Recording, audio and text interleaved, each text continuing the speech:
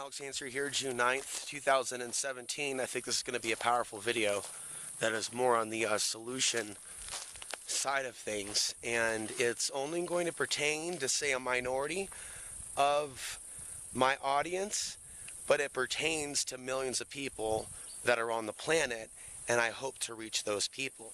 See, there's a lot of us that are, we're in a box of what could be considered non-white, regardless of who, our mother may have been or our father may have been, and we were born with more melatonin in the skin, and some of us have features that are Middle Eastern, either because they just look Middle Eastern, and that could be Latinos and other Southeast Asians, and then people from East India. People may fear that they're Muslims because of this witch hunt, people confusing race and religion. And now people calling for the Muslims to be put in the camps, for the Muslims to be put in the ovens. This is being said now. And I think what there needs to be is a greater unity amongst the people. The problem that I've faced, that others are facing, is a sense of judgment, being called crazy, paranoid, or delusional if our Middle Eastern names and or appearances could be perceived as Muslim-like. There's a lot of denial in our country, and it's gotten in the way of friendship. For those of us that are in those unique situations, to explain to people, hey, no, I'm not saying all people are racist. I'm saying that there's a very large movement, though, and people may disagree with the idea that there is a conspiracy or a plot to turn the world against a certain genetics, even a supernatural component, right? Those are my personal views, though. I don't like being called crazy. Those are my views. Something's going on, and they're using this anti-Islamophobia thing as a front for something greater. So people that are potential targets of whatever hypothetically could be going on, they need to be able to share. See, there's a big backlash against social justice warrior stuff and things like safe spaces, but really it seems like there is no safe space for real, genuine minorities that, when you click the box and it's asking you your ethnicity, you may not feel that you're white or Caucasian, or that you're this, that, and that you're nothing but other, because of the way that this society treats people with genetics from certain parts of the world. And people talk about white genocide. We're in a society now where a lot of people are pretty aggressive about asking about your ethnicity. And they feel empowered. It's not a Trump thing, it's a thing in general. And they feel that it's weird, that it's crazy if someone gets defensive about it. I think there's probably millions of people like me that are going through this. Of course, people of even non-Middle Eastern descent that are just simply brown or tan. I've seen videos of Latinos attacked that have been called terrorists. And so it's not difficult to predict these things. You don't need a crystal ball. I think that someone needs to not be programmed and not be defensive. So I don't know what I'm suggesting. I'm suggesting unity.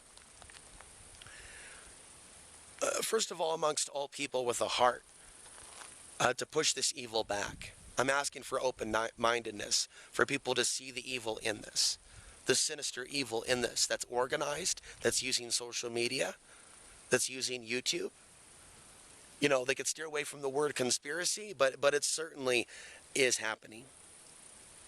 And I'm not putting my finger at the Jews or the white man either, despite the fact that it's happening, because I think that this is about greater global control and a culling of an aspect of the population. There's a great evil that is taking place. I see it as a sacrifice. And they have literally turned the Hispanic man, the black man, the white man against the Middle Eastern human.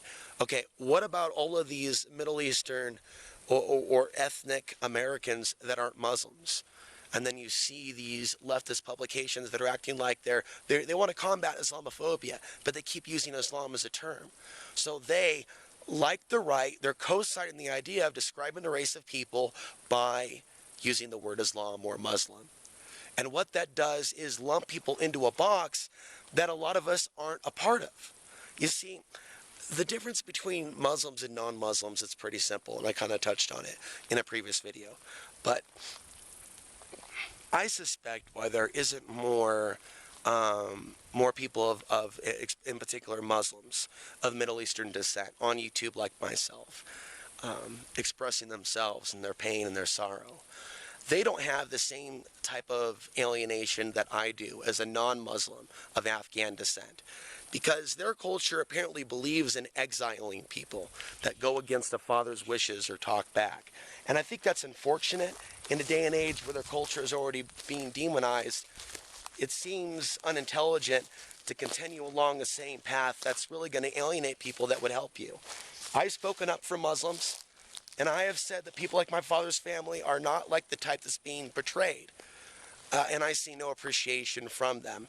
So there's a cold-heartedness with apparently Muslim immigrants and communities that have not let go of their alpha male domination issues.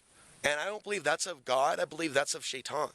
And so that's what they consider to be offensive from Alex Ansary, is like a challenge to their belief systems or things that are in the Quran. And it's unfortunate. In that case, I think we're really looking at a case of religion getting in the way of these people, allowing others to help them. Right? A whole opening up of the heart, an appreciation. So those of us that aren't religiously motivated, but we represent various ethnicities, and we don't believe that we're, that we should kill ourselves, that we're inferior. In fact, there's a lot of intellectualism. I look at my father's cousin, Tamim Ansari. He's the most famous Afghan-American writer. He's the son of a white mother and the son of an Afghan father. That's the genetic combination that I am. Germanic on one side, Afghan on the other. And so when I look at that and I see others of talent, I think that we're being boxed in, and we've been left isolated by our white peers and friends that feel offended when we talk about the racism. They feel like they're being attacked. And we're asking them, we're begging them to let go of their programming and just let us share. And on the other end of things, if we are non-Muslim, but genetically from that part of the world, we're living in the modern day America where we're not connected to that nurturing side. And see, that's what a lot of Muslims, my next point, they get to enjoy. Those big plates of food and kebab and dance and laughing because they accept each other, because they're all the same kin, similar bloodline, and religious beliefs. And, I think that it's subconscious, but I think that many perceived racists, if you will, are guilty of banishing out the tribal members or the individuals that are less like them, that view God or the Creator in a different way, and have been split with another. It's not just white supremacy that's obsessed with maintaining the bloodline as pure. I think this might be kind of an obsession with my dad's family, the Ansarys, right? Because of their perception of it being somewhat royal on a particular level. And they know what I mean. And I think that both black supremacists, white supremacists, Ansari supremacists, I think they're out of touch with biology.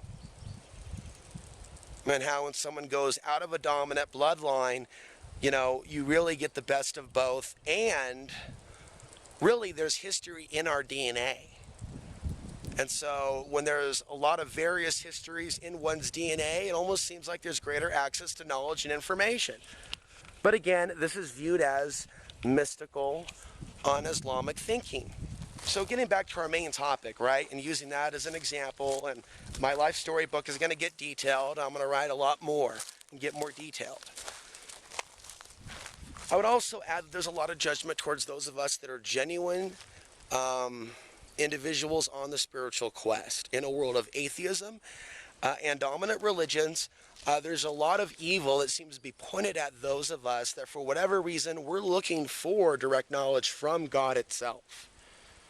Or we're looking at knowledge in the real world. Maybe we're political activists. Maybe we're going against the grain. We're challenging the man in our own way, or all the above. And we're going off grid, and I think that kind of expresses my life. And I'm constantly looking at this thing which the Creator created, which is the sun. And I talk about its connect to our spirit. This is not paganism. This is not evil. This is not haram. But yet these perceptions lead some of us that are on the path of greater knowledge and consciousness, we're demonized and we're left alone. And I think that I need to signify some sort of a signal. There may be more people just like me in the next 5 or 10 years that literally have Middle Eastern and Anglo-Saxon genetics, and they could be targets of white supremacy, but they could be, especially in Europe, they already are now, but they could be born especially gifted. Tamim Ansari came before me and established himself as a writer with his book, East of Kabul, West of New York, I believe. I followed him.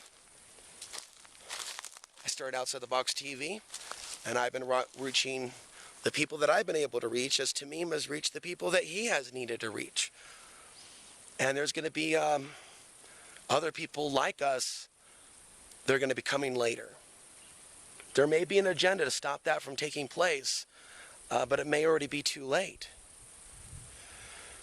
I do feel like I'm a new bloodline to the earth, and it does feel similar to a Native American, especially with me having this experience in North America. With that, I'm going to conclude. Again, the calling for unity of people that are going through this experience of not wanting to be marginalized based on their appearance as a member of a religion. Muslims, they have the responsibility to have each other's back, to defend themselves, because they've already exiled their non-Muslim family members. We have to now focus on representing ourselves as something other than other. Those of us that are non-Muslim but could be put inside that box. We have to find a way to work together and share our stories to the rest of the world, because history will look back at our life experiences during this particular moment in time, space, reality.